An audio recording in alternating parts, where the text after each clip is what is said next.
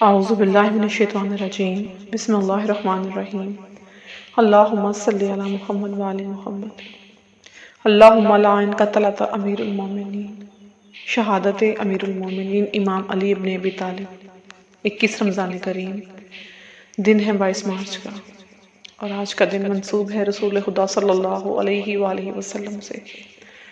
ماہ رمضان کریم کے 21ویں دن کی دعا کی مختصر تشریح۔ بسم اللہ الرحمن الرحیم۔ خدا تعالیٰ کی رضا اور خوشنودی کو حاصل کرنا ہر مومن کی خواہش ہوتی ہے، لیکن ہر کسی کے ذہن میں یہ سوال ہوتا ہے کہ ہم خداوند عالم کی مرضی کو کس طرح سے حاصل کر سکتے ہیں۔ اس کا ایک جواب یہ ہو سکتا ہے کہ انسان خدا تعالیٰ کی مرضی کو حاصل کرنے کے لیے خداوند کریم کے ہر فیصلے پر راضی رہے۔ جو کچھ اللہ تبارک و تعالیٰ کی ذات نے اسے عطا کیا ہے، اس پر بغیر کسی شکایت کے راضی رہے، جس کے بارے میں امام جعفر صادق علیہ السلام فرماتے ہیں۔ بسم اللہ الرحمن الرحیم۔ اللہ تعالیٰ نے حضرت موسیٰ علیہ السلام پر وحی کی کہ اے موسیٰ ابن عمران، میں نے کسی ایسی مخلوق کو خلق نہیں کیا جو میرے نزدیک مومن سے زیادہ محبوب ہو، اس لیے جس چیز میں خیر ہے میں نے اس میں اس کے لیے عافیت بخشی ہے، اور جو چیز اس کے لیے شر ہے میں نے اس سے اس کو دور کر دیا، چونکہ وہ اس کے لیے خیر ہے۔ اس لیے میں جانتا ہوں کہ میرے بندے کی بھلائی کس چیز میں ہے، اس لیے اس کو چاہیے کہ وہ میری بلا پر راضی رہے اور میری نعمتوں پر شکر کرے اور میرے قضاء و قدر پر راضی رہے، تاکہ میں اسے اپنے نزدیک صدیقین میں لکھوں جب وہ میری رضا پر عمل کرے اور میرے حکم کی اطاعت کرے۔ ایک شخص نے امام جعفر صادق سے پوچھا، کس شے کے ذریعے مومن کو معلوم ہو کہ وہ مومن ہے؟ جس پر آپ علیہ السلام نے ارشاد فرمایا، جو کچھ اللہ تعالیٰ کی جانب سے اس پر نصیب ہے اس کو قبول کرے، اور جو چیز اس کے لیے پیش آئے اس پر راضی رہے، چاہے وہ اس کے لیے خوشی کا باعث ہو یا غم کا۔ اس لیے آج ہم اللہ تبارک و تعالیٰ کی بارگاہ میں دعا کر رہے ہیں۔ بسم اللہ الرحمن الرحیم۔ خدایا میرے لیے آج کے دن اپنی مرضی کی جانب رہنمائی فرما دے۔ شیطان ہر لمحے انسان کو گناہوں میں مبتلا کرنے کی کوشش میں لگا رہتا ہے، یہاں تک کہ اس کی دنیا و آخرت دونوں کو تباہ برباد کر دیتا ہے۔ جب کبھی گناہ کے ارتکاب کے وقت انسان کا ضمیر اسے ندا دیتا ہے تو شیطان یہ کہہ کر ضمیر کو خاموش کروا دیتا ہے کہ ابھی بڑی عمر باقی ہے، ابھی اور گناہ کر لو، میں عنقریب توبہ کروا لوں گا۔ تو اس طرح دل کو بہلاوا دیتا رہتا ہے اور گناہوں کے گہرے دلدل میں انسان کو دھستایا چلا جاتا ہے۔ شیطان کس طرح انسان پر مسلط ہوتا ہے، اس کے بارے میں مولا امیر المومنین امام علی ابن ابی طالب یوں فرماتے ہیں۔ بسم اللہ الرحمن الرحیم۔ اے بندگان خدا، میں تمہیں اس خدا سے ڈرنے کی وصیت کرتا ہوں جس نے ڈرنے والی اشیاء کے ذریعے عذر کا خاتمہ کر دیا اور راستہ دکھا کر حجت تمام کر دی۔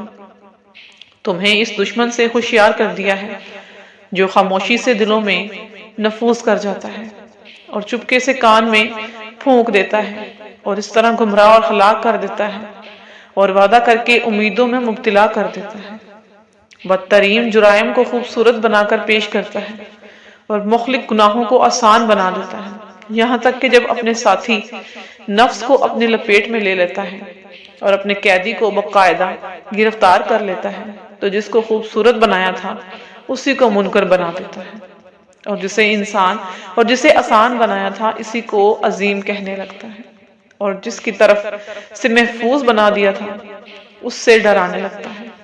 امام علیہ السلام کی حدیث سے یہ بات سمجھ میں آتی ہے کہ شیطان جب انسان پر مسلط ہو جاتا ہے تو گناہ اس کی نظر میں چھوٹے نظر آنے لگتے ہیں، اور شیطان اس قدر انسان کے دل کو تاریک کر دیتا ہے تاکہ وہ ہرگز سعادت کے راستے کو طے نہ کر پائے۔ اس لیے آج ہم خداوند بارگاہ میں دعا مانگتے ہیں۔ بسم اللہ الرحمن الرحیم۔ اور جو مجھ پر شیطان کے لیے راہ نہ قرار دے۔ جو شخص اللہ تعالیٰ کی مرضی پر راضی ہوتا ہے شیطان کو اپنے اوپر مسلط نہیں ہونے دیتا، خداوند عالم اس کو جنت میں جگہ دیتا ہے۔ اس لیے ہم آج کے دن پھر یہ دعا مانگتے ہیں، اور جنت کو میرے لیے منزل اور مقام قرار دے دے میرے مولا۔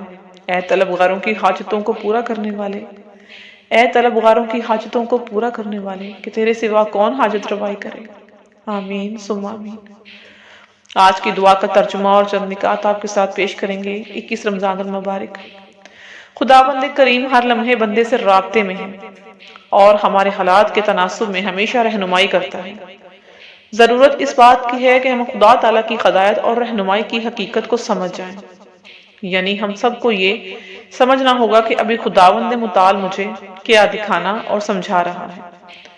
روایت میں ہے کہ شیطان 3 راہوں سے انسان پر غلبہ پا لیتا ہے، جس کے بعد انسان کا عمل بیکار ہو جاتا ہے۔ پہلی راہ، وہ اپنے عمل کو زیادہ سمجھنے لگے۔ دوسری راہ، وہ اپنے گناہوں کو بھول جائے۔ اور تیسری راہ، وہ مغرور ہو جائے۔ انسان کی حقیقی منزل اور مسکن جنت ہے۔ جو تمام عالم کا مالک ہو، وہی سب کی ضرورتوں کو بھی پورا کر سکتا ہے۔ شروع اللہ کے پاک نام سے جو بڑا مہربان اور نہایت کرم کرنے والا ہے۔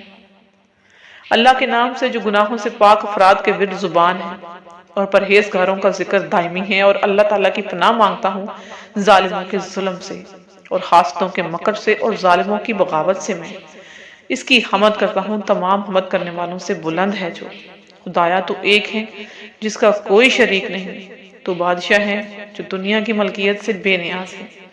تیرے فرمان میں ضد نہیں کی جاتی اور تیری سلطنت میں نزاع نہیں کیا جاتا۔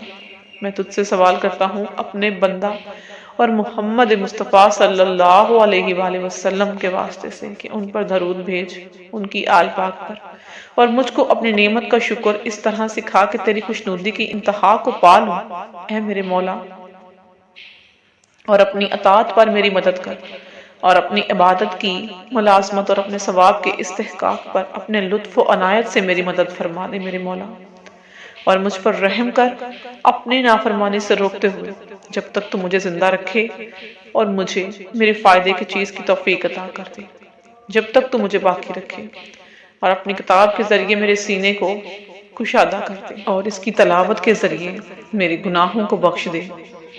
اے سب سے بڑھ کر رحم کرنے والے، اے سب سے بڑھ کر رحم کرنے والے، اور میرے دین کو، نفس کو سلامتی عطا کرنا، اور مانوس لوگوں کو مجھ سے وحشت زدہ نہ کرنا، اور اپنے احسان کو مکمل کر میری بقیہ زندگی میں جیسا کہ تو نے میری گزشتہ زندگی پر احسانات کیے میرے اللہ۔ اے سب سے بڑھ کر رحم کرنے والے، اے سب سے بڑھ کر رحم کرنے والے۔